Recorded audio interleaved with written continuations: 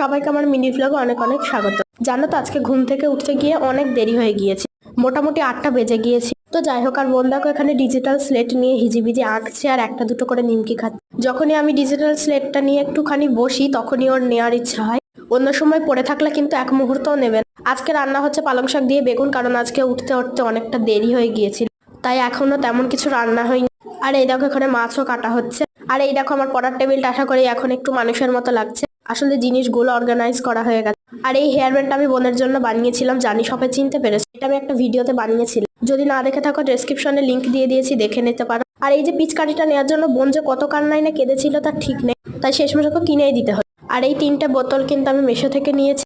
আর এই কাচের জিনিসগুলো কিন্তু আমাদের বাড়িতে অনেকদিন ধরে তোলা ছিল, তো ফাইনালি বের করলাম। আর এই দেখো আমার টেবিলে সব বই খাতা কিন্তু আমি একটা ব্যাগের মধ্যে নিয়ে নিয়েছি। আসলে আমার টেবিলে এমন কোনো জিনিস নেই ফেলার মতো, তাই সবই নিয়ে নিয়েছি। আর জানো তো বোন কিন্তু খুব সুন্দর ড্রয়িং করে।